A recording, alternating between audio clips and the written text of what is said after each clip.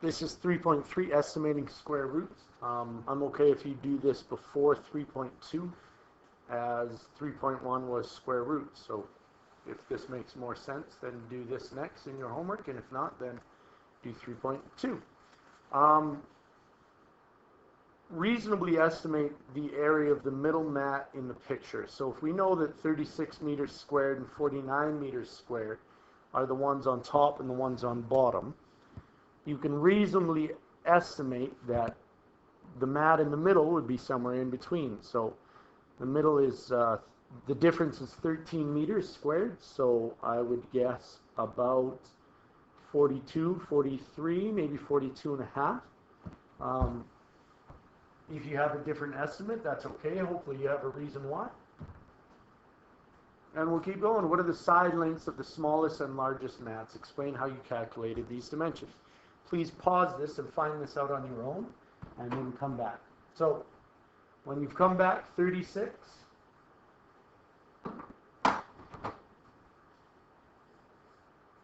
36 meters squared. We know that they're perfect squares. Just in case you didn't know, they are perfect squares. We can find this one side of that by saying that it would be 6 by square root of 36 is 6. So 49 meters squared. The square root of that is 7. So we know that the largest mat is 7 and the smallest mat is 6 meters by length and width. So the number line below shows square roots of perfect squares. Copy the number line into your notebook, complete the boxes. So I hope that you guys can figure out that square root of 9 is 3.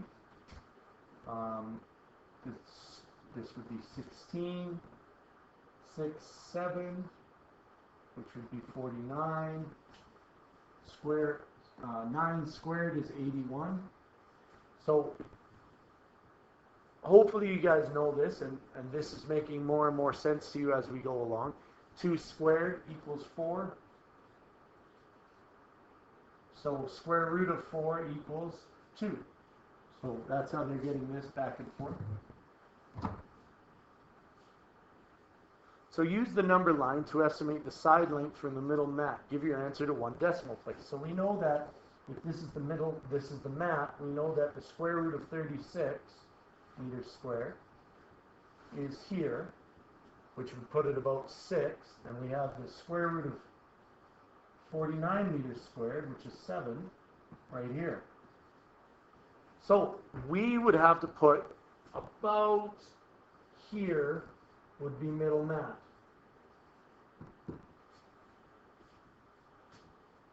So we're going to estimate the side length for the middle mat, calculate your answer to 1 decimal place. I would say, well, I think we guessed before that it was 42 or 43 or 42.5. And 42.5 square root is, as I'm doing it, is 6.48. So that's rounded up to 6.5. That would be the single decimal place. So we were pretty close. Compare your estimates of the side length to the middle of the class with classmates. I'm not going to do that because you don't have classmates beside you.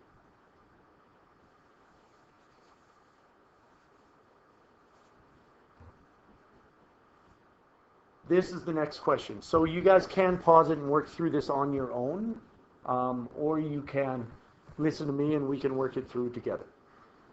Felicity wants to know if a wading pool will fit in a small space in her yard. She must estimate the side length of the square wading pool, which has an area of 7 meters squared. What is a reasonable estimate for the side length of the pool? Use perfect squares to help you estimate. So we know that the area of the pool is 7 meters square. We have to estimate about what size is one side of the square.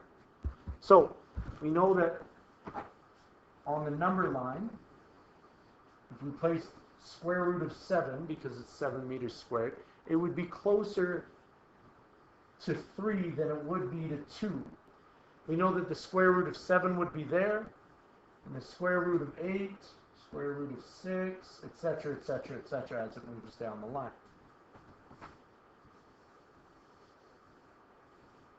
So the side length of the pool is the square root of 7. The perfect squares on either side of 7 are 4 and 9, because we know that 9 is a perfect square root.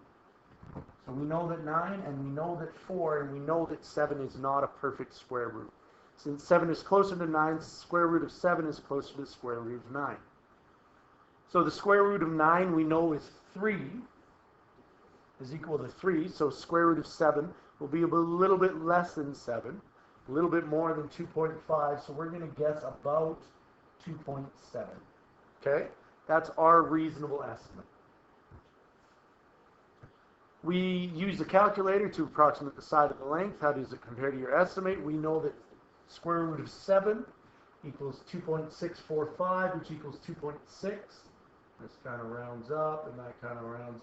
So you could make an argument that 2.7 is pretty close.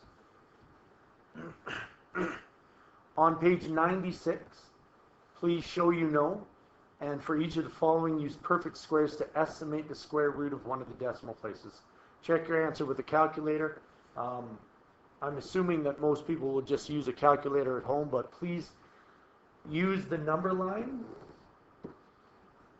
and show and make sure that you guys know, because on the test I won't ask for the exact square root. I will just ask for you to place the number somewhere on the line. Identify a number with square root between two numbers.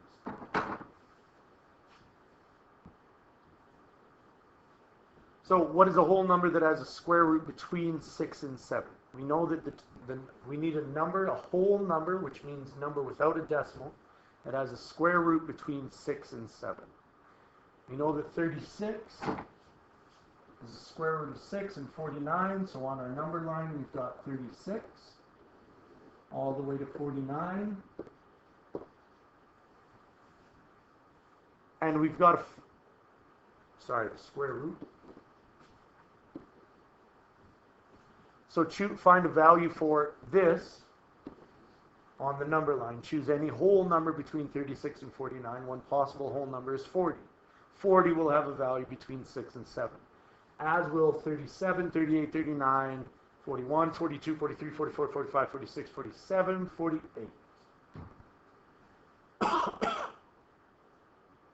So how many numbers, whole numbers, can you find that has a perfect square between 6 and 7?